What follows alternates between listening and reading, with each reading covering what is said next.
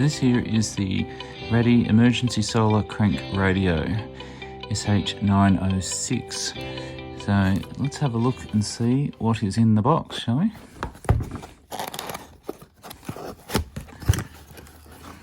There you go, it's nicely packed, nice foam.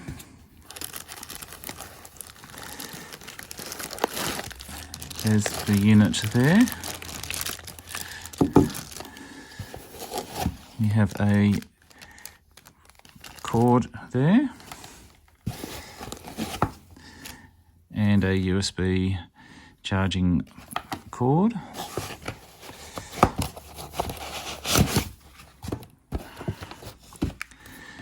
Plus a manual, which is quite extensive,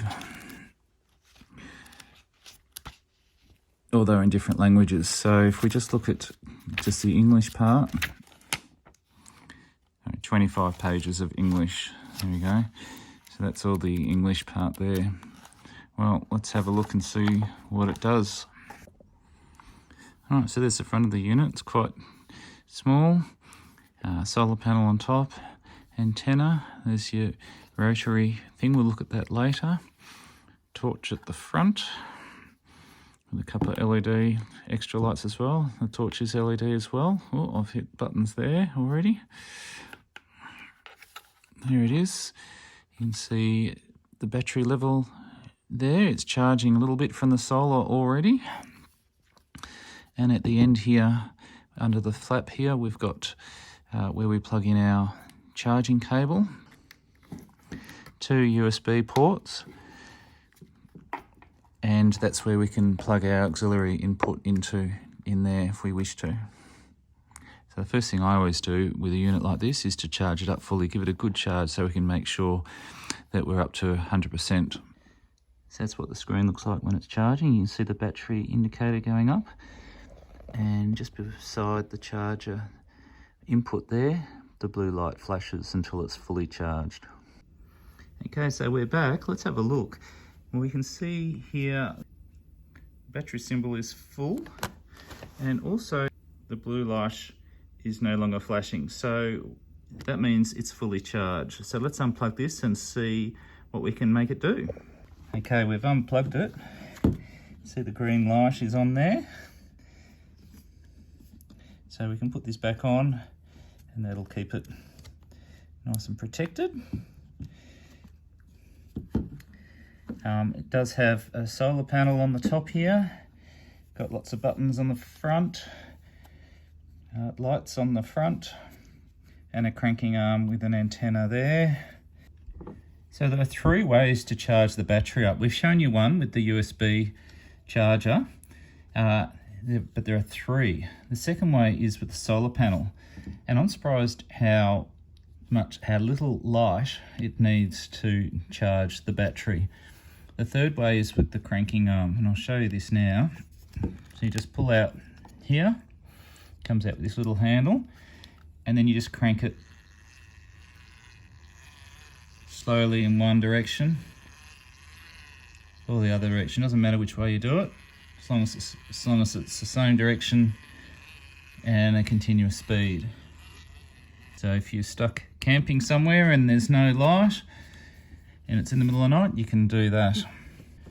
So the torch button is here next to the solar panel. So you can press it once,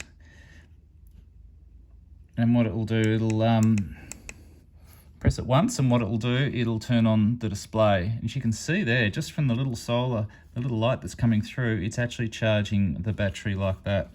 So that's pretty cool. So like I said, you press it once and it turns the display on. Press it again and it turns the light on. Press it again and it's a lot brighter. Press it again, and now we're showing Morse code SOS. So that's S, 3 quick flashes, O, and then S.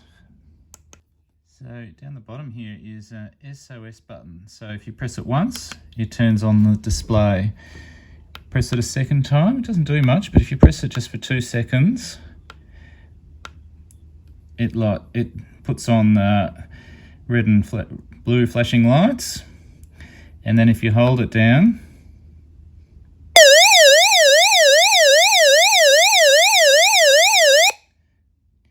that is very loud. So this button here is the power button. So if you press that once, it turns the display on. Most buttons do that. Press it again.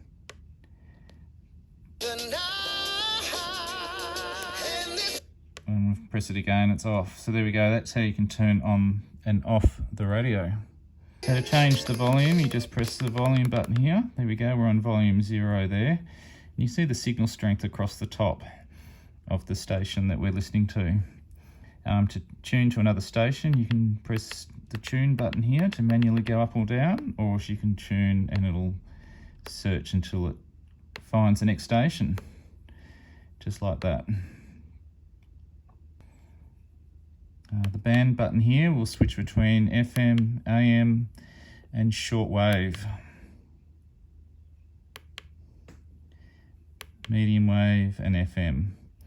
So we go FM, AM, shortwave, that's 3.1 megahertz. Medium wave, VHF, sorry, that's 30 megahertz. And medium wave there, so that's 1.6 megahertz. And again, we can search there. I might turn the volume up as we find something. Let's see if we can find something. In fact, I've got an antenna here which will help. I'll put that up. Let's see if we can find something. So this has a sleep function as well. So if you long press the power button, you can see, and I'm just pressing the power button to change how many minutes you want it to sleep for. And there we go, and now it will sleep for that time. So I've got the radio on at the moment, as you can see on the screen there. I've got the volume down because hopefully you want to listen to me. But down the bottom here is memory scan. So if you long press that for 2 seconds, what it will do, it will scan in the frequency range that we're in. So we're currently in FM, and it will automatically store anything it finds. There are 99 memories for each band, so if we want to, we can go to AM and do the same, and the other bands here, shortwave, and the other bands there. So say I like this station and I want to make sure it's in one, so you can manually set it as well. So I just press the memo button here just for 1 second, comes up with the next default channel. I can choose whatever channel I like. So there's 0 to 99, so there's actually 100 channels. So I'm going to put that in memory channel 0, and there we go, that's saved in there, preset to 0. So as I said before, we're in FM. If I press the band button here, I can go through to shortwave. Now shortwave is quite a long range. It's 3.95 megahertz to 4.75 megahertz to 5.6 megahertz to 7.35 megahertz to 9.9 megahertz to 12.1 megahertz to 13.87 to 15.8 to 17.8 to 19, 10 to 21.83. And if you don't remember that, that's okay, it's in the manual. But how do you jump between them all? So I can manually go here, and it's going to take me forever to get to, I guess, 21 megahertz. However, there is an easy way. All you've got to do is press this button here, and it will jump. So I've just jumped to 5, to 7, to 9, to 12, to 13, 15, 17, 19, and 21, and then I'm back to 3 again. So again, you can search these bands and see if you can find anything, and when you do, you can then save it in one of the 100 memory channels for the shortwave areas. So one thing that I've found is you can't plug in an external antenna, which is a bit of a shame. However, I've always found, because we're just receiving, if you do have an external, like a bigger antenna, you can just wrap the cable around it and it will probably work well. So because we're receiving, we're not transmitting, I don't think we're going to damage anything at all.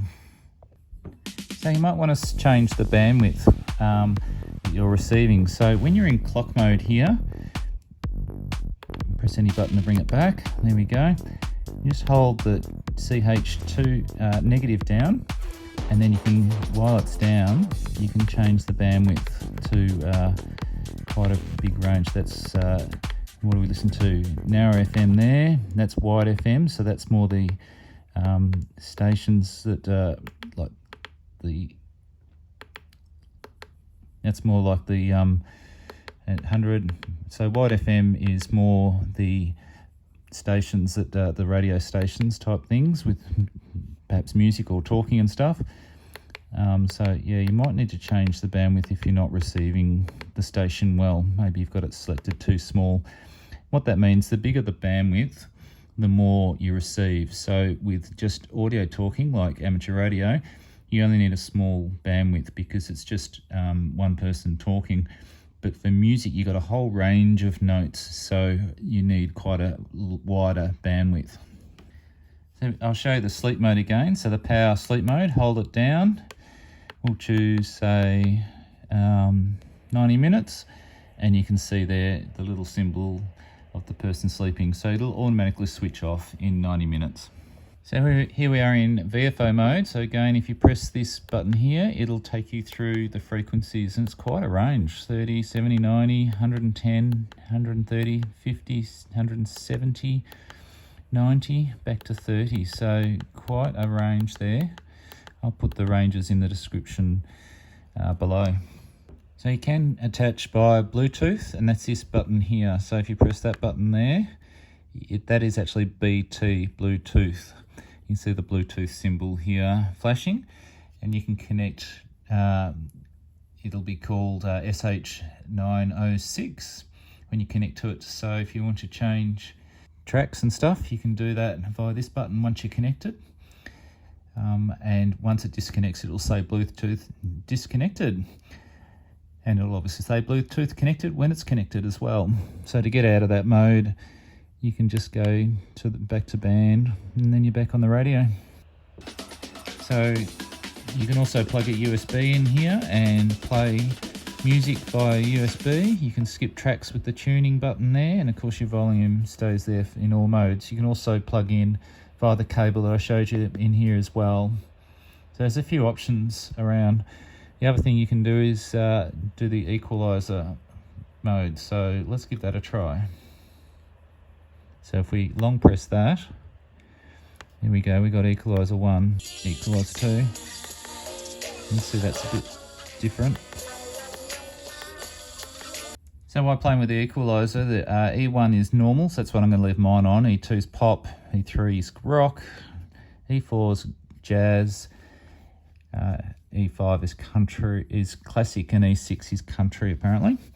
There's a cool reading light here too, so all you've got to do is just lift this up, and that is a very bright light. See, there's no switch to even use it, and then you can read a book or whatever under that light, or light up your campsite or wherever you are.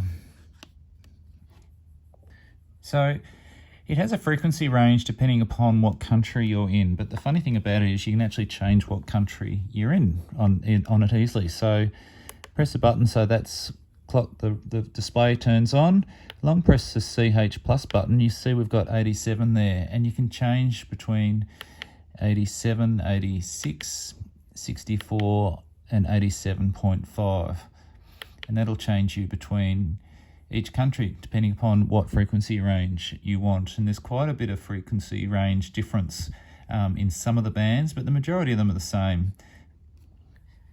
So the radio also has NOAA, a weather alert function, but we don't have that here in Australia, so I can't really show you that. But it does tell you the weather, and if you press the SOS button, it'll even broadcast the weather if there is a weather alert, which is pretty cool. To lock the radio so you don't bump it or hit it or whatever, let's turn down the volume. Just press this button here with the key lock, pretty simple. And then you can see the key lock is locked there. So that's pretty simple. So to change the time, that is definitely not the right time. So let's go back to clock function. There's the clock there. And you can see here the button says time. So if we hold that, and there we go, we can change the time. So 10:28 here. If we long press it, it'll jump a bit quicker. There we go. And that's done. We might go 12-hour time. Done. So this radio has an alarm feature here, which is you hold and press that button there, and it'll turn on either a buzzing sound, I don't know how people wake up to a buzzing sound, or to music. And you can even set how long you want that radio station or whatever to last for, and if you're really game you can make it never turn off, and you have to turn it off yourself manually. So like I said, here's the antenna here. You can the manual says you can connect an external antenna. I'm not quite sure how. Maybe, like I said, you wrap it around here, but I can't see any plug for it anywhere unless I'm missing something. This is good for all the bands except AM, incidentally. AM, there's actually an antenna inside the radio. So one other thing you can do is you can actually charge your device. So I've got a device here that's plugged into this cord here, and it's just a normal USB plug there, and I'm going to plug that into here and we'll see if we can charge it. Plug it in, and there we go, it's starting to charge that device there. Yeah, so there's two USB here. So this one is the one that you want to put in your USB auxiliary if you want to put in your something to play. This one here will charge the device, and this one here will charge this unit, this radio. This plug here is where you can put audio in or audio out from that. I guess the last thing I want to mention is the manual. I found it quite easy to read, especially the first part. The rest of it's in a different language, so that was a little bit harder for me, but I just stuck to the first part, and I found it quite good. There's a good description on the front here that shows you what all the buttons do. So if you want to pause and have a look at that, there's quite a lot of different things it does there. And then on the side, the front, what buttons are on it, and so forth. So yeah, quite a lot of information. Also tells you all the screen. Very easy to read and well written. So I'm quite pleased with the manual. Here's a little bit of what I managed to pick up while scanning, just using the antenna that came with the radio.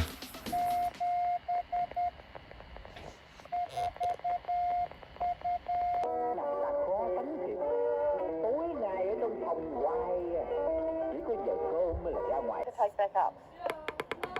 No, we'll do the job first, I think.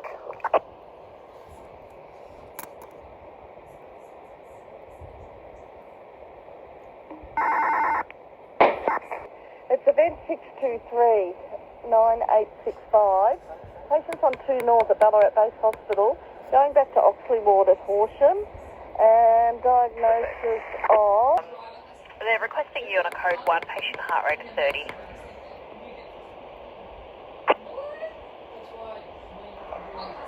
No 6. So in summary, it's a great radio. I really like it. It's robust, it seems strong, and it's built for camping or just around the house. It's a shame that it doesn't have an antenna connector or do digital radio stations. But hey, for the price that it is, I think it's a great radio. It doesn't look like you can update the firmware on it, but maybe it doesn't need updating. I got mine from Radio Diddy, and I've put a link below that will give you a discount. Please like and subscribe, and thank you for watching. Put your comments below if you have any. Thanks.